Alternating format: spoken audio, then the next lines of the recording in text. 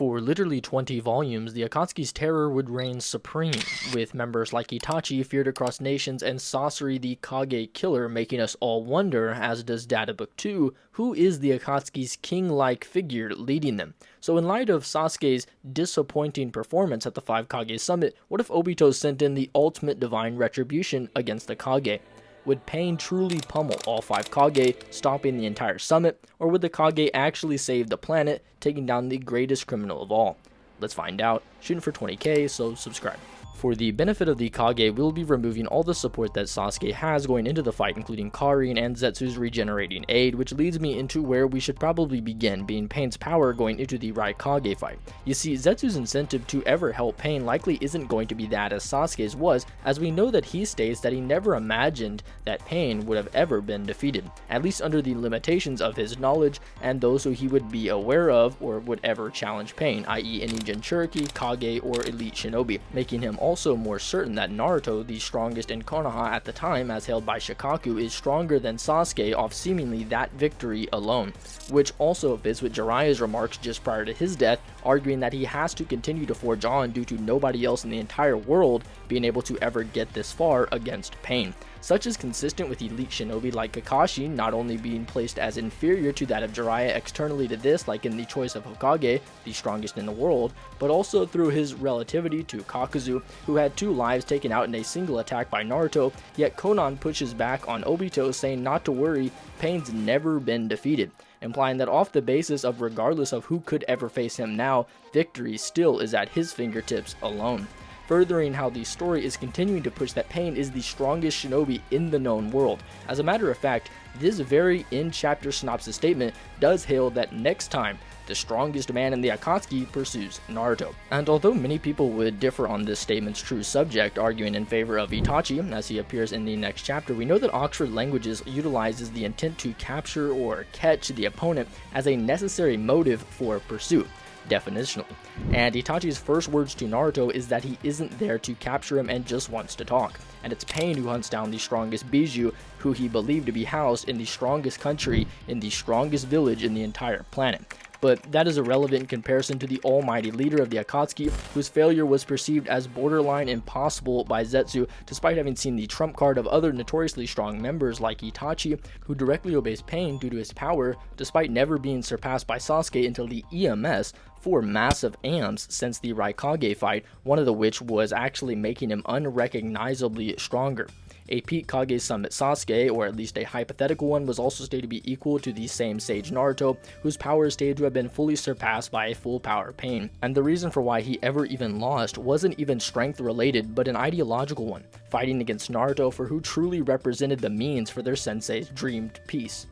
One fighting through the power of belief and hope in the world to come, and another fighting through the power of pain and the need for a destructive revolution against the larger nations who represent the shinobi system itself. So perhaps for Pain, the realization of his wrongs began a few chapters earlier, as if to say the cracks came in place long before he shattered, just like Obito during the war arc, as I went over in my last 2 videos. Although here, Pain's ideology is actually quite important, as it will determine his level of aggression moving forward. For Pain, he constantly questions the subjective nature of the shinobi motives insofar as they are justified. He ponders to Naruto that, is it fair that you, Konoha shinobi, who once did the same to me as I have done to you now, be allowed to spout out justice and peace? For the 5 great nations, they are economically large and prosperous, and trusted to others to engage in business with. The smallest is not so lucky. Even in war, after many such battles, the great nations stabilized at the cost of the smallest nation, starving them economically. For Pain, his wrath is between people like the Raikage, who believe shinobi history is defined by power and war, and that the weak nations are and probably ought to be trampled,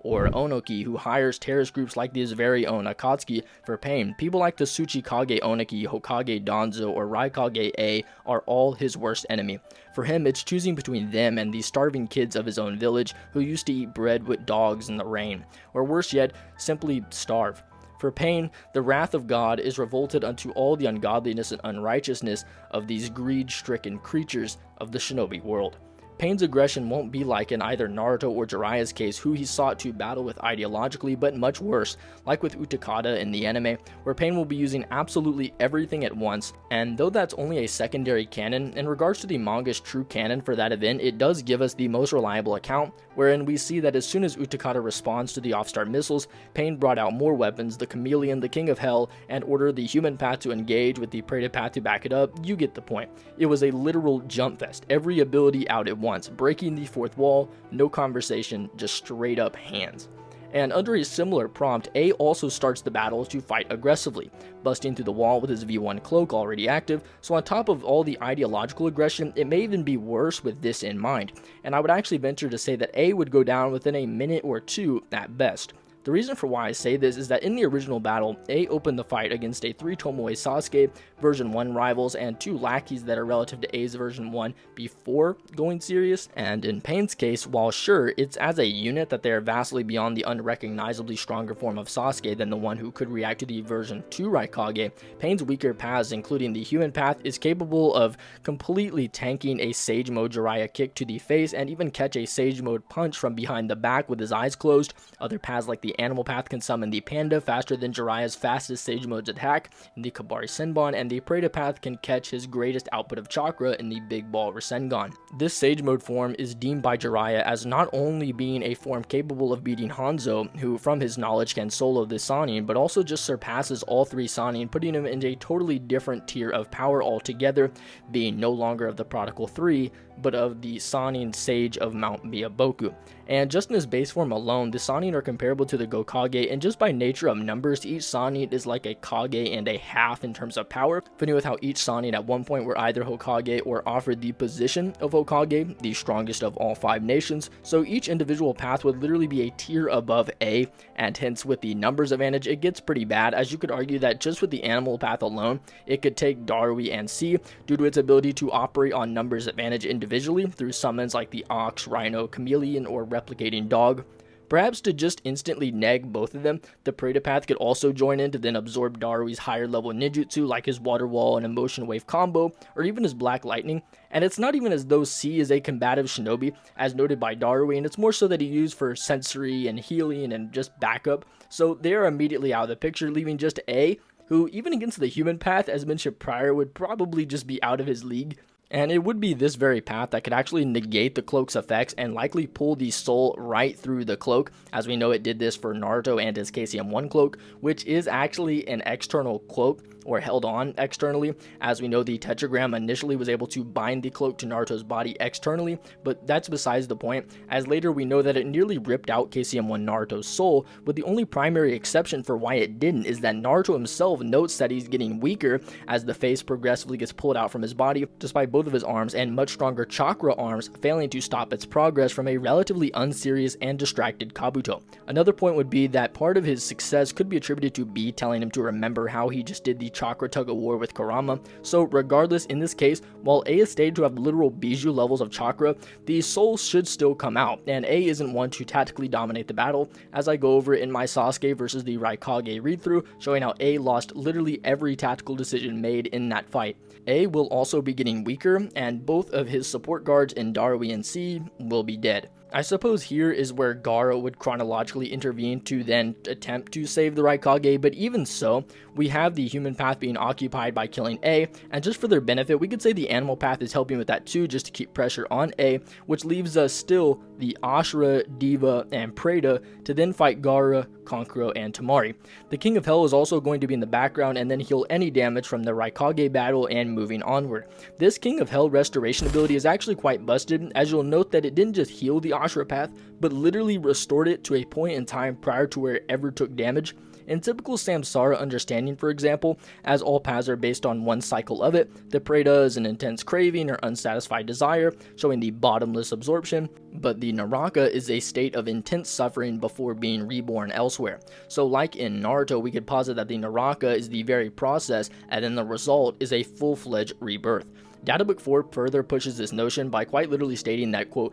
by this power the technique manifests the gods who govern life and death. To give life or death, all is entrusted to the king of the underworld, summoned by this technique. But I digress. We should firstly establish that Kankuro and Tamari are likely relative to Darui at this point, having combo attacked with them equally at the summit, using both their puppet and wind style based jutsu, one of the which they actually come to be the best at in their whole village. But here, we can't be super certain to assert them above Darui, although we also can't assert them far below Darui, and it's a very similar situation for Gaara physically when comparing him to A. We know that his sand can intercept A's guillotine drop, meaning that his fastest speeds can react to A's more casual speeds. People do tend to also make the argument, though, that he could react to a Amaterasu better than A could, wherein he has to actually use his V2 body flicker to evade it, but that's just not true, as which was fired at Gaara were just wisps of Enton. Let me explain. For the Amaterasu, it fires upon the user's line of sight, activating and engaging at a ridiculously high speed. However, what Sasuke can do to avoid wasting several Amaterasu consecutively is place the Amaterasu on the Susanoo above his head, and then use the Enton to manipulate parts of the previously spawned Amaterasu ball to then be projected at the target. He even does this later on in EMS when taking out like Zetsus. So for Sasuke, these whiffs aren't like as near as fast as the Amaterasu, and potentially go to serve that Sasuke was just not really that threatened by Gaara and his sand, which would be consistent with his absolute defense being worse than Sasuke's very own Susanoo, calling it also an absolute defense. So for Gaara physically, he will actually be even more inferior to Pain than A was, and will now be facing even more combative paths like the Diva and Ashura path. In the original series, what made Gaara halt was Sasuke collapsing the ceiling on him, going on the offense, and the Ashura path is literally stated in Databook 4 to be a terrifying weapon of war with a body that grants him an ever-changing mode of action. Many of the weapons aren't even known to the shinobi world yet, and all, at any range from close range to long range, is literally perfect for dynamically switching up the battle and the offensive armaments of battle depending on the very flow of it. This path alone could handle much of the battle against Konoha's strongest Jonin, Kakashi, taking a full-blown electrocution clone feint, being smashed by Choza, Konoha's strongest war potential, and still got up to tank a Raikage. He has village-leveling laser beams, massive missiles, blades, and even extra arms, so there isn't really any way at all that Gaara could really beat the Ashura path, and plus there is still the Diva and Preta, and if Diva were to Shinra Tensei Kankuro and Tamari's sand combo attack, they would probably die. And if not, then the Preta path could then just absorb it, while Ashura and Diva then kill Gaara and Ko. Perhaps you could just do the Preta path versus Gaara, as we know that Madara's Preta can then just absorb the chakra straight out of the sand itself. So yeah, by this point, let's be real, A is completely dead, all of his guards are dead, and now all the paths should be storming the conference room after also killing Gaara and Ko, still at a relatively low fatigue. Entering into the next room, I'm going to have Mei and Oniki's squad just jump Pain, just so they have some advantage. Although Chodra's power is seemingly based upon the courage he exerts and was scared of Sasuke off the basis of him being Zabuza, so imagine Pain. Not that any of the guards would really be trouble anyway for any of the paths, but just for sake of numbers, it's also reasonable for Pain to kind of put the animal path on them while focusing on the Kage. However, since the Kage aren't really willing to work together at all yet, I'm just going to say that Pain divides the paths in accordance to each Kage group. Oniki is known by shinobi kind for having fought countless battles alongside the second Tsuchikage Mu, engaging in the times of war since the times of chaos. So the offensive team of Diva, Ashura, and Narako will go after him, and the more defensive squad that battled Sage Jiraiya, being the human, Preta, and animal, will take on Mei. Immediately, we know that both her lava style and acid mist would then be completely absorbed by the Preta path, who could absorb Sage Jiraiya's amped up boiling oil combo, virtually nulling the efficacy of that group's chance of beating the three paths. And it should really only be a matter of time before the summons kill Ao and Chojuro, and the human path takes the soul of Mei. Wherein we also know that the particle style can also be absorbed, so once Preta rejoins, then it's just cooked. However, until then, Diva could either just kill Inoki through a massive Shinra Tensei, breaking his back, which is a real weak point, it's not just comedic for Oniki, as noted by Databook 4. Narako also being paired with this group is actually kind of perfect, and plays off the previous point for the Ashura path, which was that it was completely returned to life, so it could restore any major damages from the particle style, meaning that while I usually do agree that Oniki wins these Kage Summit matches, Pain is one of the very rare ones that actually would just stomp Oniki. For example, one of his largest advantages is his flight, and though he doesn't use it much, Pain, particularly the Diva path, can also just fly, and also then in hints just like engage him in the air with a black belted blade, which is literally strong enough that only Sage Mode users can break it, with the only exception to that being Pain, unironically. These rods, though while yes can pierce Sage Mode Naruto and Sage Mode Jiraiya, have one key advantage being the flood disruption, which is shown in both instances, where as soon as it gets into the bloodstream, the chakra becomes very agitated, which may be a large problem for Oniki. So yeah, Pain would actually probably clear this round as well, although this room would likely have costed quite a bit more chakra than the last, going into his final battle with Danzo. Although just before that, a couple paths will be diverted to take on Fu and Torne, who are almost certainly the strongest support squad listed thus far, and likely even two of the strongest shinobi in all of Konoha, operating as the two forefront members of the Root Foundation, an inhumane Anbu training division thought to be disbanded, led personally by Danzo, operating within the shadows of Konoha, prioritizing the secret removal of any obstacle to the village's prosperity above all else, and were chosen by Danzo to be the two shinobi he wanted at his side if an all-out confrontation broke out between himself and the strongest shinobi on the planet, the Kage. And we see that in their battle against Obito, Torne, a master of counterattacks, deliberately creates openings and strikes Obito in 2 consecutive stages, ultimately testing the Kamui and deciphering how to counter it, all at the age of 19. The youngest to ever do it, throwing projectiles relative to Obito's combat speed, so no wonder that Obito actually complements Danzo's array of subordinates. I'm not sure how the mind transfer would actually interact with the individual paths, seeing as while they are corpses with brains, they do have multi-layered genjutsu blockers implanted into their brains, and we do know that if that fails, then like in the original battle, they will move on to Torne's bugs as the main act. Torne uses nano-sized beetles to then flood the body and destroy the cells, which unironically should work on the bodies, but what Fu and Torne do have a problem with is their physical disparity against them and Pain, as they don't have anything to suggest that they would be concretely above the paths for sure, just more so that it's possible for their strategies to actually work on those higher tier opponents. So I would actually say that they would lose, but may actually be able to take down a path, perhaps one of the weaker ones going into the Danzo fight, leaving us with 5 paths versus Danzo, who actually does considerably well against a version of Sasuke unbelievably stronger than the one that fought any of the other Kage, and with his Izanagi, he can actually capitalize on Sasuke's blind spots, blasting him with wind style, which can slice open Sasuke multiple times, despite this Sasuke being, as I said, unrecognizably stronger beyond the recovered and further amped Sasuke, beyond the one who could tank a full power version 2 Raikage strike to the literal neck with a mere bruise. Danzo's curse seal was problematic for stopping Sasuke's body and causing him to rely on the Susanoo as an external one to then move, and the Baku was also really good at not only amplifying Danzo but also adding pressure to the fight. However, if you notice, everything that I mentioned thus far for Danzo's advantage is something that Danzo wouldn't have the edge at against Pain. The singular restrained body, the wind style AP advantage, the summons pressure advantage, and even the Izanagi off guard advantage, as we know that Pain, according to Data Book 3 and as used in chapter 364, has the Rainmaker Jutsu,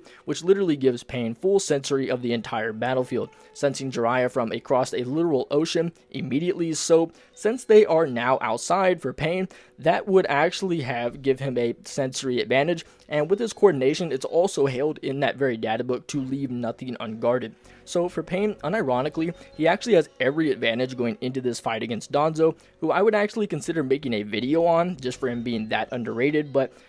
yeah, Pain should just beat him. Although, not without some difficulty, as we do know that in terms of speed, he can actually react to Sasuke's Amaterasu, similarly to how the version 2 Raikage did using Body Flicker, attesting to Danzo's speed. And while we do know that the Baku is something that devours nightmares according to Obito, it really doesn't have much use against like the replicating dog or bird, for example, which would also take the pressure off Pain. So yeah, there isn't really anything Danzo can do, and I think Pain actually does clear the entire Kage summit pretty handily. But what did you guys think? Did you guys think that Pain would have done better? Perhaps they might actually be able to scratch off a win or two against Pain? Let me know in the comments below, it would be greatly appreciated. And if you want a video or a topic of your own, then commissions are open and prices can be found in my post section. But more importantly than that, may God bless you all. Love you guys.